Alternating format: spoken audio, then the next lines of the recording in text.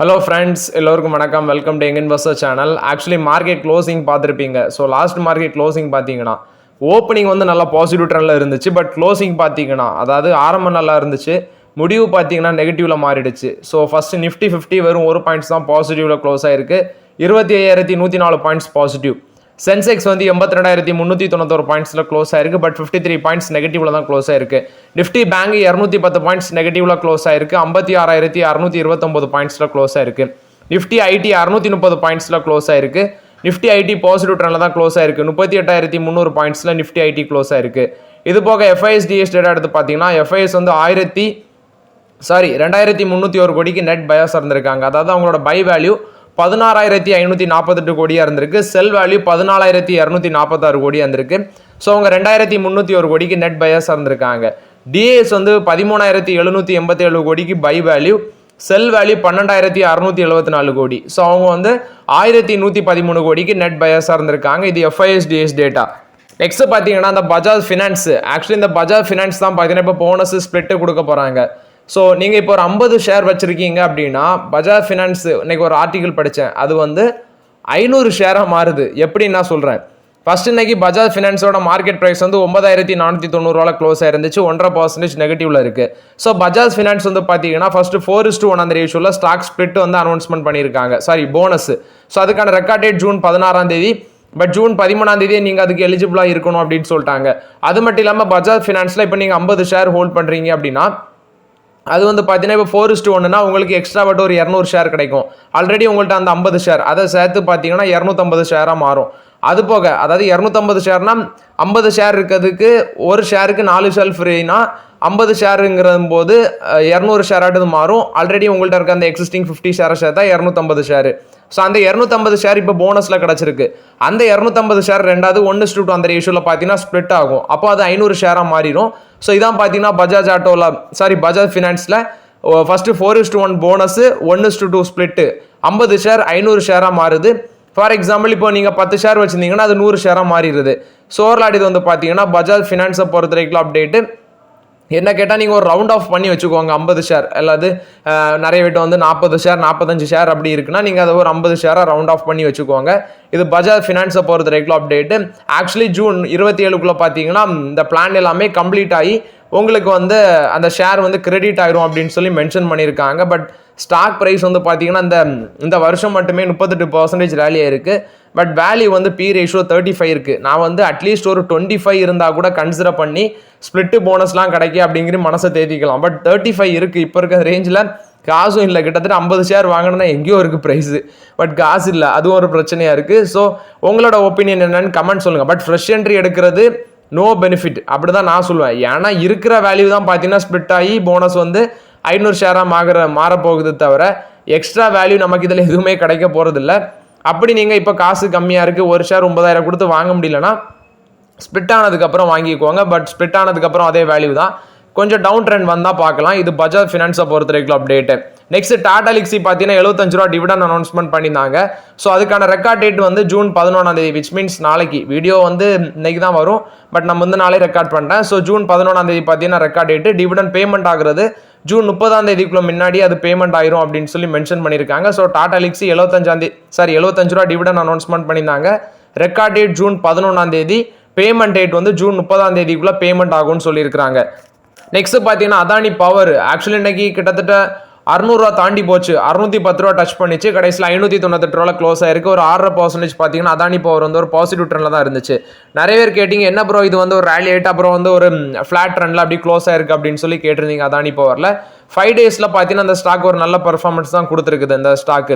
So mostly நிறைய பேர் profit புக்கிங்கும் பண்ணுறாங்க. அந்த பேசிஸ்லையும் டிக்ளைன் ஆயிருக்குன்னு சொல்கிறாங்க. அது மட்டும் இல்லாமல் இந்த ஷேர் வந்து பாசிட்டிவ் ட்ரெண்டில் போகிறதுக்கு ரீசன் பார்த்தீங்கன்னா ஒன்று எக்ஸ்பேன்ஷன் பிளான், அது மட்டும் இல்லாமல் இவங்களுக்கு நிறைய ஆர்டர்ஸ், லெட்டர் ஆஃப் அக்செப்டன்ஸ்லாம் கிடச்சிருக்கு.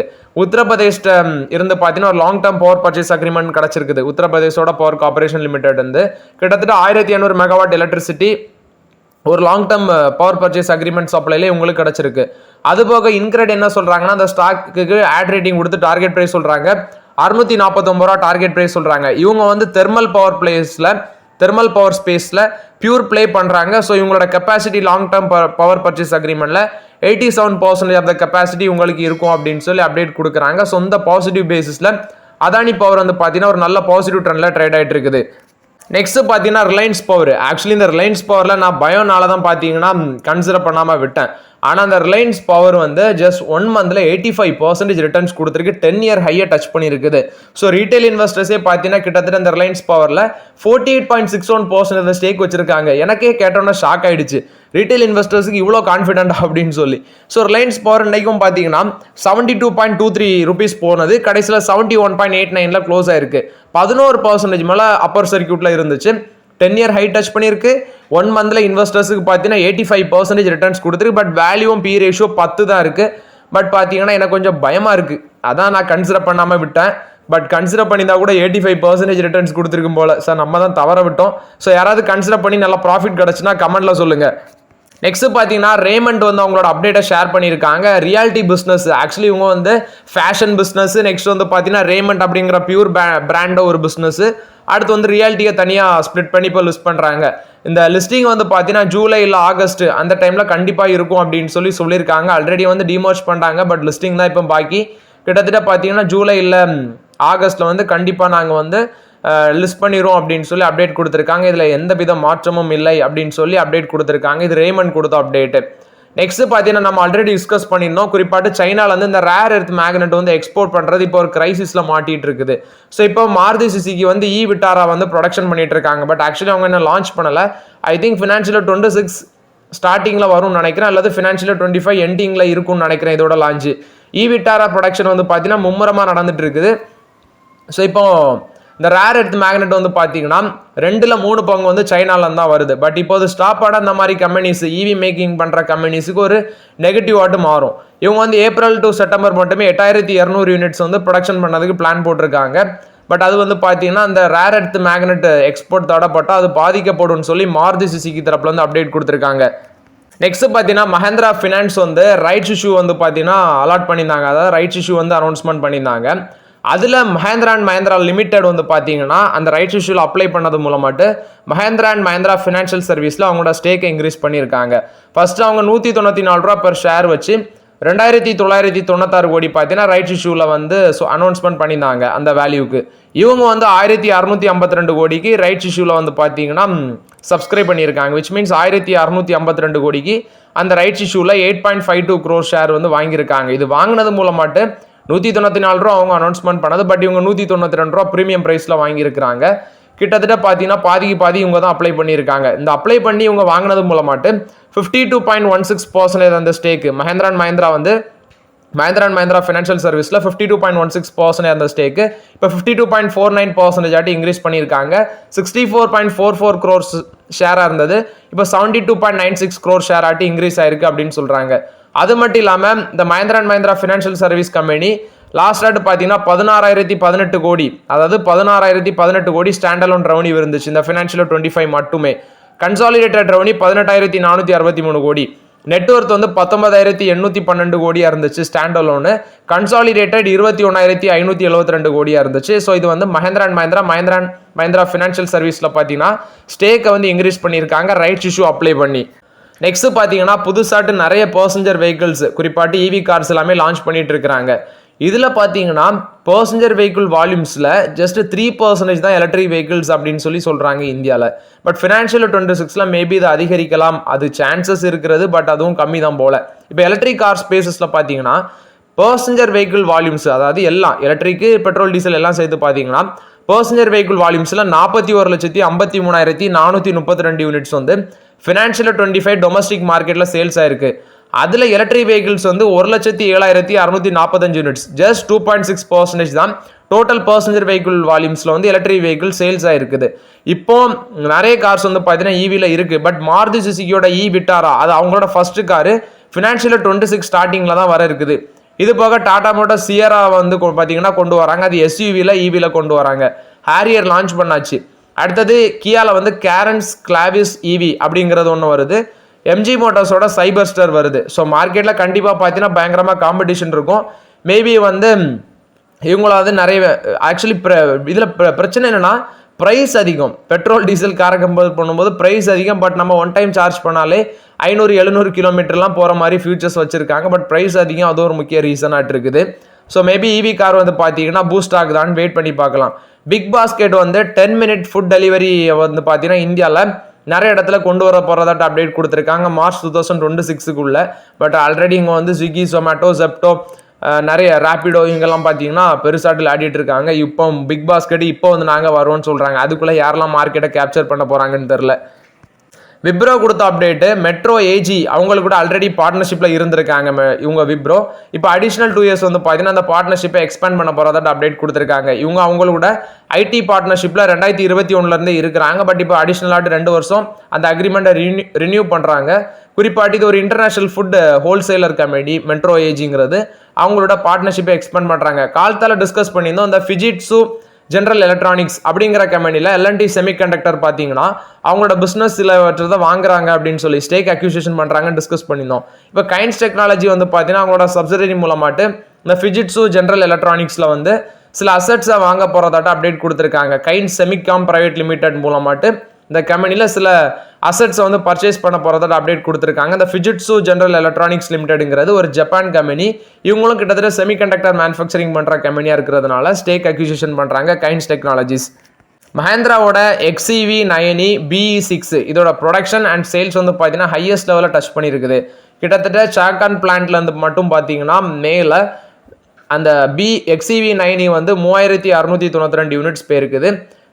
அதே மாதிரி BE6 வந்து 4021 யூனிட்ஸ் வந்து பேருக்குன்னு சொல்கிறாங்க. 5 month ப்ரொடக்ஷன் சேல்ஸ் நம்பர் பார்க்கும்போது 15000 யூனிட்ஸ் கிட்ட இருக்குது. கிட்டத்தட்ட பர்சஞ்சர் வெஹிக்கிள் மார்க்கெட்டில் இவங்களுக்கு 15% மார்க்கெட் ஷேர் வச்சுருக்காங்க மஹேந்திரா அண்ட் மஹேந்திரா. நெக்ஸ்ட் பார்த்தீங்கன்னா டொமஸ்டிக் இன்ஸ்டிடியூஷனல் இன்வெஸ்டர்ஸ் நம்ம மார்க்கெட்டில் அதிக அளவில் ஃபண்டை இன்ஃபியூஸ் பண்ணியிருக்காங்க 2025. இந்த 2025 மட்டுமே இந்த 5 மாதத்தில் ஆக்சுவலி பார்த்தீங்கன்னா 3 லட்சம் கோடி மேலே ஃபண்ட் இன்ஃப்ளோ ஆயிருக்குது. இது 2024 வந்து கிட்டத்தட்ட 5 லட்சம் கோடி மேலே 5.23 lakh crore. இந்த சார்ட்டை பார்த்தாலே உங்களுக்கு தெரியும். இப்போ 3 லட்சம் கோடி மேலே வந்து பார்த்தீங்கன்னா 2025 வந்திருக்குது.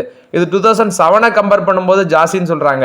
2020 பார்த்தீங்கன்னா 50,000 கோடி வந்து அவுட்ஃப்ளோ தான் நடந்திருக்குது. 2021 ஒரு 1,10,000 கோடி கிட்ட வந்து பார்த்தீங்கன்னா இன்ஃப்ளோ இருந்திருக்குது. அப்புறம் 2022 கொஞ்சம் இருந்திருக்குது. அதே 23 டவுன் ஆயிருக்கு. 24 வந்து பார்த்தீங்கன்னா 5.23 lakh crore. இப்போ 2025 வந்து 3 லட்சம் கோடி மேலே இன்ஃப்ளோ ஆயிருக்குன்னு சொல்கிறாங்க. ஸோ டிஏஎஸ் வந்து மார்க்கெட்டில் அதிக அளவில் ஃபண்ட் இன்ஃபியூஸ் பண்ணியிருக்காங்க 2025. ஐசிசி பேங்க் பார்த்தீங்கன்னா அந்த ஃபிக்ஸட் டெபாசிட்டுக்கான ரேட்டை வந்து கட் பண்ணியிருக்காங்க. ஆர்பிஐ ரேட் கட் பண்ணோன்னே இவங்களும் பார்த்தீங்கன்னா ரேட் கட் பண்ணியிருக்கிறதாட்ட அப்டேட் கொடுத்துருக்காங்க. பட் அது டென்யூர் வைஸ் வந்து பார்த்தீங்கன்னா டிஃபர் ஆகும். பெர் ஆனத்துக்கு வந்து ஆக்சுவலி 3% பெர் ஆனம் வந்து ஆஃபர் பண்ணிட்டு இருந்தாங்க. ஸோ இப்போ அதில் சில பெர்சன்டேஜ் வந்து குறைச்சிருக்கிறாங்க. நீங்கள் அதை செக் பண்ணி பார்த்துக்கோங்க. சீனியர் சிட்டிசன் அது வந்து டென்யூரை பொறுத்து நிறைய குறைச்சிருக்கதாட்டு சொல்லியிருக்காங்க. அது மாதிரி HDFC பேங்க்கும் பார்த்தீங்கன்னா ஃபிக்ஸட் டெபாசிட்டுக்கான அந்த சேவிங்ஸ் அக்கௌண்ட்டுக்கான இன்ட்ரெஸ்ட் ரேட்டை வந்து கம்மி பண்ணிக்கிறதாட்டு சொல்லியிருக்காங்க. பிலோ 2 crores கீழே இருக்குது அப்படின்னா 7.25% தான் மேக்ஸிமம் கொடுக்குறாங்க. 4 years 7 months அப்படின்னா 3%லேருந்து 7.20% சொல்கிறாங்க. பட் சீனியர் சிட்டிசனுக்கு ஒரு 50 basis point எக்ஸ்ட்ரா வரும்னு சொல்கிறாங்க. பட் அதை நீங்கள் செக் பண்ணி பார்த்துக்கோங்க. நிறைய பேங்க்ஸ் வந்து ஃபிக்ஸட் டெபாசிட்டுக்கான இன்ட்ரெஸ்ட் ரேட் குறைச்சிருக்காங்க. ICICI Prudential asset management company வந்து பார்த்தீங்கன்னா ஒரு மெகா IPO வரப்போகிறத அப்டேட் சொல்லியிருக்காங்க. ஜூன் எண்டுக்குள்ளே அந்த பேப்பர்ஸ் எல்லாமே ஃபைல் பண்ணுவோம். Q3 கண்டிப்பாக IPO லிஸ்டட் ஆகும்னு சொல்கிறாங்க. இது வந்து 51:49 அந்த பேசிஸில் தான் பார்த்தீங்கன்னா கம்பெனி ரன் ஆகுது. அதாவது ஐசிசி பேங்க்கும் பிரிட்டானியா ப்ரூடென்ஷியல் PSUம் பார்த்தீங்கன்னா ஜாயின்ட் வெஞ்சூரில் ரன் ஆகுது. 1998 இந்த பிஸ்னஸ் 51:41 அந்த பேசிஸில் தான் ரன் ஆகிட்டு இருக்குது. கிட்டத்தட்ட 26 years வந்து பிஸ்னஸ் ரன் ஆகிட்டு இருக்குது. விரைவில் IPO வர போகிறதாட்ட அப்டேட் கொடுத்துருக்காங்க. ICC Prudential asset management company கிட்டத்தட்ட 10,000 கோடி வந்து ரைஸ் பண்ணுவோன்னு சொல்லியிருக்காங்க.